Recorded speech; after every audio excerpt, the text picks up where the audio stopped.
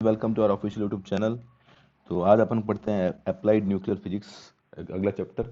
और इससे पहले वाले चैप्टर में आपने क्वांटम मैकेनिक्स पढ़ा था। और अपन पढ़ते हैं न्यूक्लियर फिजिक्स। इसके क्वेश्चंस कराऊंगा, क्वेश्चन के बेस पे थ्योरी समझाऊंगा, जैसे कल वीडियो डाला था। एक वीडियो में कंप्लीट करा दूंगा।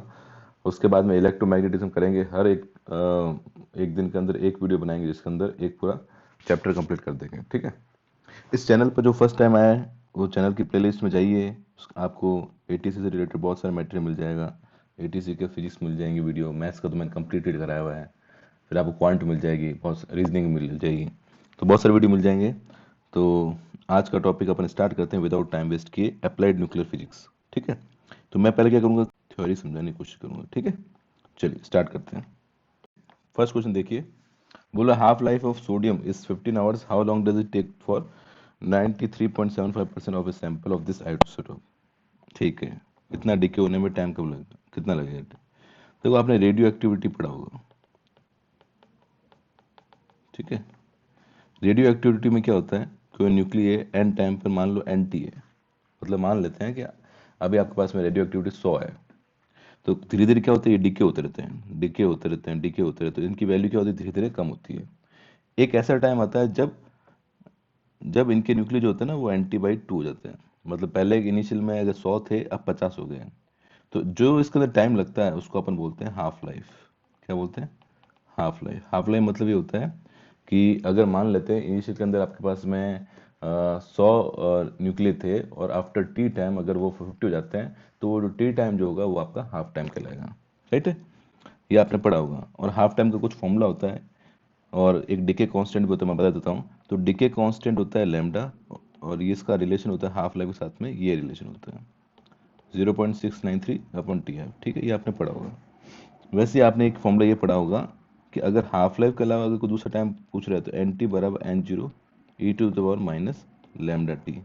ये फॉर्मूला होता है। ये फॉर्मूला कब लगाते हैं, जब आपको टी टाइम पर, ये फॉर्मूला हमेशा लगेगा। ये तो एन टी हो गया आपका टी टाइम पर न्यूक्लियर।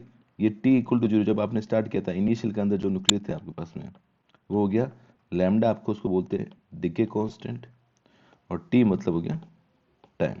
तो ये दो फॉर्मूले याद रखने हैं, बहुत ही इंपॉर्टेंट फॉर्मूला है। एन टी बराबर एस जीरो ई की पावर माइनस लैम्डा टी, और lambda equal to 0.693 upon T half. आगे बात सुन में क्लियर है? चलो अब इस क्वेश्चन को करते हैं। ये क्वेश्चन क्या बोल रहा है कि half life of sodium is 15 years. ठीक है, 15 आवर्स सॉरी। तो अपन को टी हाफ दिया हुआ है। टी हाफ कितना दिया हुआ स्टूडेंट? 15 आवर्स दिया हुआ है। तो सबसे पहले इस फॉर्मूले से क्या लैम्डा निकाल सकते हो? लैम्डा कितना आएगा? 0.693 अपॉन 15। तो ये आएगा 0.0462 आवर इनवर्स, क्योंकि 1/आवर आता है, इसलिए इसकी यूनिट क्या होती है, लैम्डा की यूनिट क्या होती है, आवर इनवर्स। क्या पूछा कि 93.75% डिके कब हो जाएगा। तो डिके का मतलब ये होगा कि वो चले गए, पीछे कितना बचा। तो देखो, अगर 100% होते तो 93.75 बच गए, तो अब पीछे कितने बचे होंगे? 6.25% बचे होंगे। मतलब आपके 100 थे, ये पूछ रहा है 100 से 6.25% कब तक रहेंगे, तो इतने टाइम क्या लगेगा, ये आपसे पूछा है। ठीक है ना। तो सिंपल सा फॉर्मूला क्या है भाई, एन टी बराबर N zero e to the power minus lambda T. क्योंकि टाइम निकालना है तो टाइम हमेशा इस फॉर्म में से निकलेगा। तो एन टी कितना मान लेते हैं, टी टाइम पे कितना होगा 6.25, एन जीरो मान लो 100 मान लो, ई की पावर माइनस लैम्डा आपने निकाल दिया ये रहा। अभी लैम्डा टी रखो, इसको डिवाइड कर दो। ठीक है, तो ई की पावर माइनस लैम्डा टी, ये आ गया 6.25 अपॉन 100। ठीक है, इसको तुम डिवाइड करोगे, इसको हटा कर 0 0 करोगे, तो ये आएगा ई की power minus lambda T equal to 1/16। दोनों तरफ लॉग ले लेंगे, तो यहाँ से लॉग लेने पर ई की power minus lambda T equal to log 1/16। तो यहाँ से लॉग लेने पर क्या होता है, ये ई है, तो यहाँ से आ जाएगा minus lambda T equal to log 1 minus log 16 कर सकते हो आप। लॉग 1 क्या होता है, 0 होता है। क्या होता है, 0। Minus lambda T minus log 16, log 1 आपका क्या हो गया, 0 हो गया। माइनस से माइनस कैंसिल हो गया। अब आपको क्या होना चाहिए, लॉग 7 की वैल्यू, लॉग 16 की वैल्यू क्वेश्चन में गिवन होगी। ठीक है ना। जब ऐसा नहीं होगा ना, तो लॉग लॉग पढ़ के जाना। ठीक है ना। लॉग 16 की वैल्यू होती है 2.7 समथिंग होती है। कितनी होती है, 2.7। तो मुझे बताओ टी कितना हो गया, टी हो गया लॉग 16 अपॉन लैम्डा, ये हो गया 2.7। और लैम्डा की वैल्यू कितनी निकाली थी अपन ने, लैम्डा की वैल्यू ये रही 0.0462। इसको आपको डिवाइड करना है करीब करीब अप्रोक्सीमेटली 60 आवर्स करीब करीब आएगा। कितना आएगा? 60 आवर। तो ये आंसर हो गया। ठीक है, लॉग जरूर पढ़ के जाना स्टूडेंट, मैंने लॉग कराया हुआ है। लॉग बहुत इंपॉर्टेंट है। लॉग पे क्वेश्चन डायरेक्ट नहीं आएगा, लेकिन लॉग पर 3-4 क्वेश्चन आराम से बनते हैं प्रॉपर्टी यूज करके, चाहे वो आपकी फिजिक्स में यूज हो सकता है, मैथ्स में यूज हो सकता है। तो लॉग बहुत अच्छे से पढ़ के जाना, ठीक है ना, सारी प्रॉपर्टी याद होनी चाहिए। तो ये क्वेश्चन क्लियर हो गया। नेक्स्ट क्वेश्चन देखते हैं, तो ये वाला क्वेश्चन देखते हैं। बोल रहा है half life of a radioactive elements is 4 years। After what time the element present in space will reduce to 1/64 of its original mass. ठीक है, कहने का मतलब ये कि मान लो ये n0 था, तो ये पूछ रहा है n0/64 कितने में होगा। देखो, ठीक है, देखो सिंपल से देखो, पहला n0 रहा होगा, फिर हुआ होगा n0/2, ये एक हाफ लाइफ, फिर रहा होगा n0/4, फिर एक हाफ लाइफ है, फिर n0/8 हुआ होगा, फिर n0/16 रहा होगा, फिर n0/32 रहा होगा, लास्ट में n0/64 होगा। कितनी हाफ लाइफ आई? तो एक half life, 2 life, 3 life, 4 life, 5 life, 6 half life. इसका मतलब 6 हाफ लाइफ टाइम।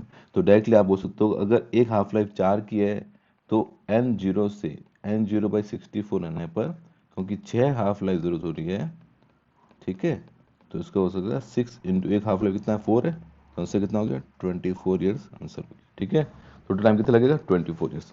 इसको अपन फटाफट करने की ऐसा भी कर सकते हैं, देख याद रखना, एन टी बराबर n0 2n। ये n जो है नंबर ऑफ हाफ लाइफ, ये भी एक फॉर्मूला आप याद रखना।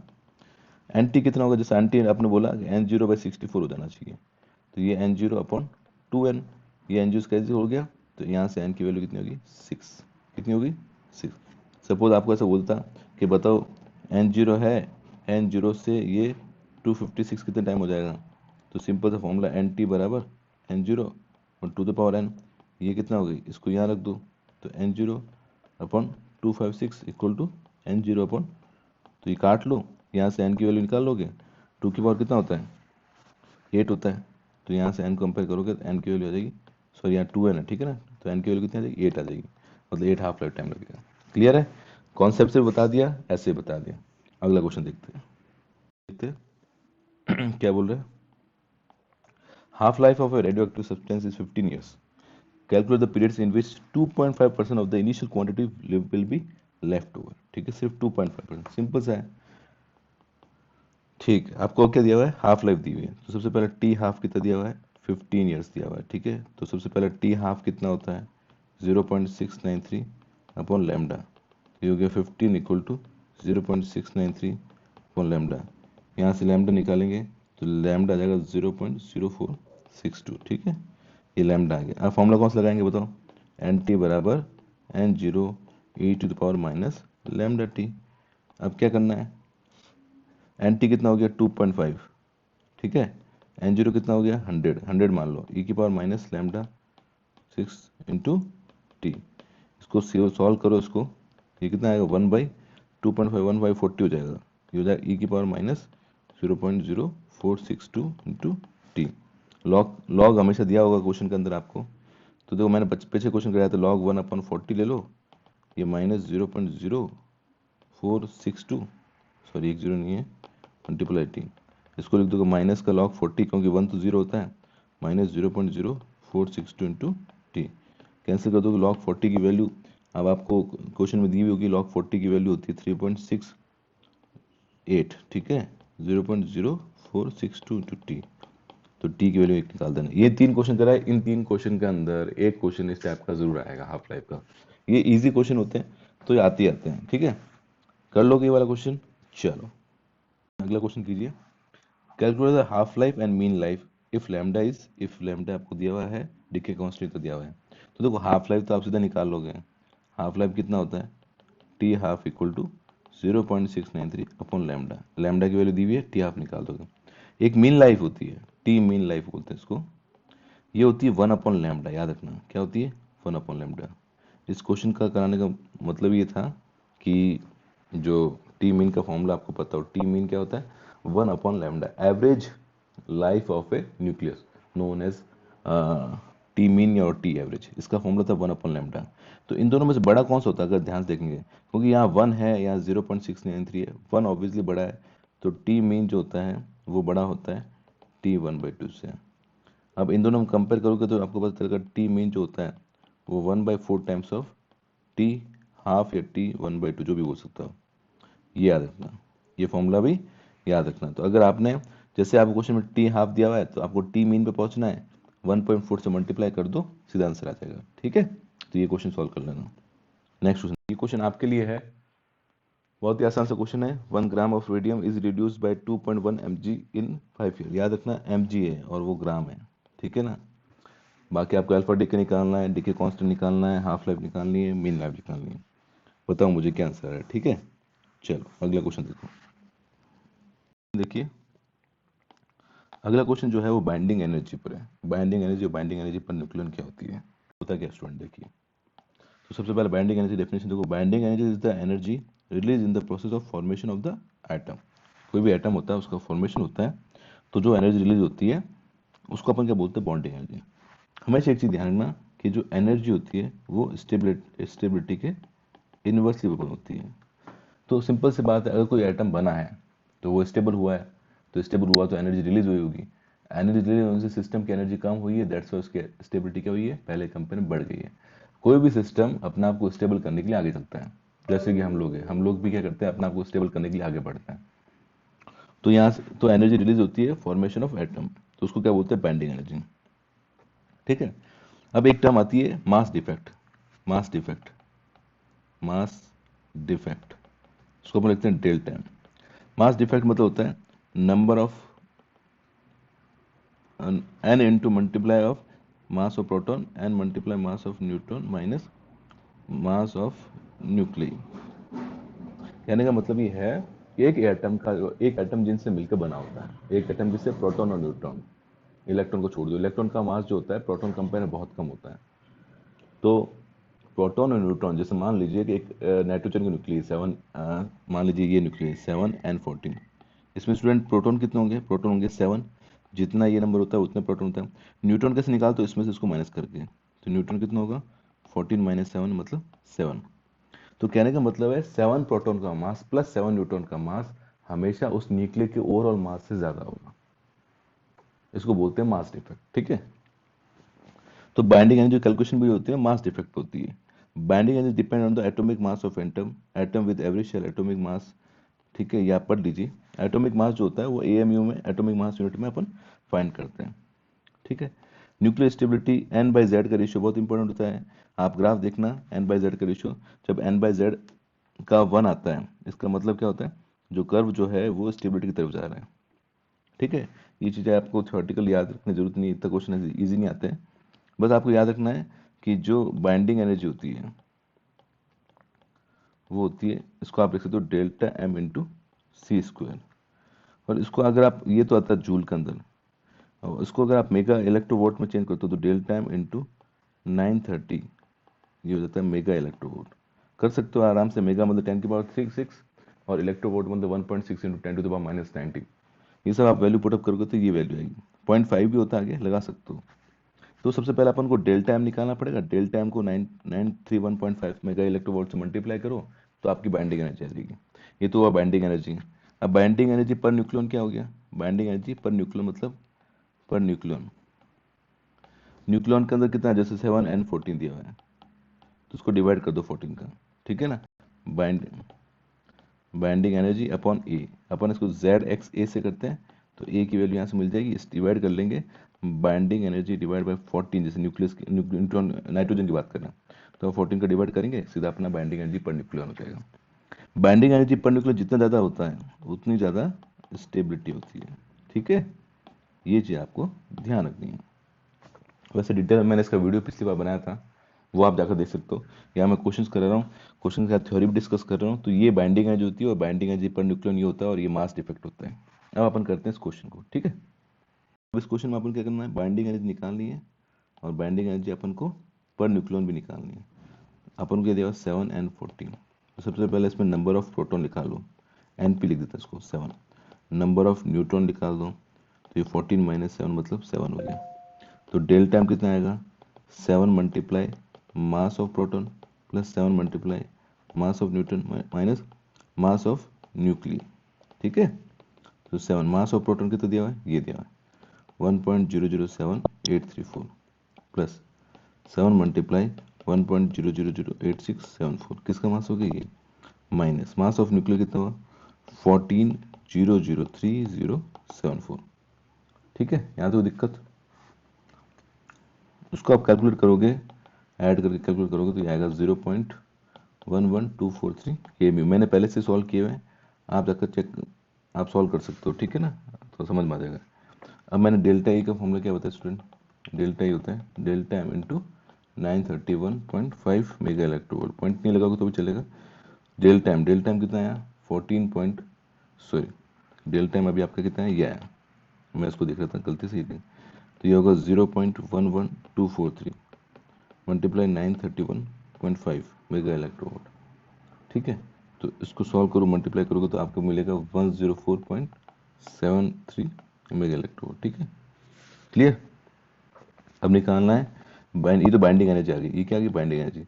अब निकालते हैं बाइंडिंग एनर्जी पर न्यूक्लियन मतलब ए, तो ये आ गया 104.73 डिवाइड बाई इसका ए कितना है 14 है, तो 14 का डिवाइड कर दो, तो 14 का डिवाइड करने पे कितना आएगा 14 7 जा तो 7.48 मेगा इलेक्ट्रोवोल्ट, ये आ गया बाइंडिंग एनर्जी पर न्यूक्लियन।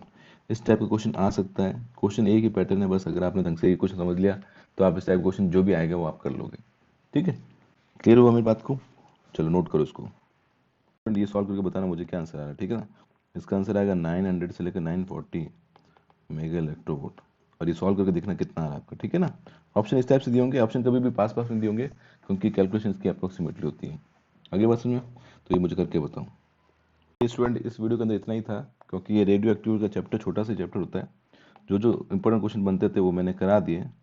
ठीक है, इसके अलावा कुछ भी उतना इम्पोर्टेंट नहीं है। एक alpha decay beta decay gamma decay आता है, लेकिन इस पर क्वेश्चन आएगा नहीं, इतना इजी क्वेश्चन आते नहीं है। अल्फा मैंने बताया 2He4, बीटा जो होता है इलेक्ट्रॉन को बोलते हैं -1E0, गामा को होता है उसका कोई भी ना तो उसका जीरो ऐसे मान सकते हो, 0Z0 मतलब ना तो उसका कुछ प्रोटॉन होता है ना इसके अंदर न्यूट्रॉन होता है, कुछ भी नहीं होता है। तो वो एक रिएक्शंस वाला क्वेश्चन देख सकते हो, जैसे सपोज क्वेश्चन ऐसे दे दिया आपको x या मान लेते 5600 है, तो ये पूछ सकता है कि 2 अल्फा डीके होने के बाद कितना आएगा। 2 अल्फा डीके मतलब 2He4 है, तो 2 अल्फा मतलब यहाँ से 4 माइनस हो जाएगा, तो ये हो जाएगा 52। यहाँ पर y ले लेते हैं, और 2 है तो इसका 4 में से मतलब 8 माइनस करना पड़ेगा, तो ये 92 बच जाएगा। या इसको ऐसे पूछ सकते हैं यहाँ से यहाँ गया तो नंबर ऑफ अल्फा डीके कितने हो गए, अल्फा डीके के ज़्यादा कोई क्वेश्चन आते हैं तो आप कर सकते हो। जैसे सपोज मान लो ऐसी इक्वेशन दी हो x 50 और ये 92 दिया हुआ है। ठीक है, यहाँ से बन गया y, और आपको बोल दिया कि बताओ ये 42 हो गया, यहाँ से 8 कम किए ऊपर 16 कम करने पड़ेंगे, और यहाँ से हो गया 76। ठीक है, ये दे दिया आपको, और आपको बोल दिया n अल्फा, पूछा कि अल्फा पार्टिकल कितने निकले, तो सीधा यहाँ से यहाँ माइनस करोगे, कितना हुआ 8, एक अल्फा 2 को कम करता है तो 8 कितने करेंगे 4 को, तो ये हो गया 4 अल्फा। आगे बात समझ में, 4 अल्फा आंसर आ गया। वैसे ऊपर से 16 कम हो गया, नीचे वाले को देखना है। ऐसे बीटा का तो क्वेश्चन आ सकता है, मान लो यहाँ पे x दिया हुआ है ये 49, और यहाँ पर मान लेते हैं 80, और आपको बोल दिया y, और आपको यहाँ पर दे दिया सपोज आपको दे दिया यहाँ पर 53।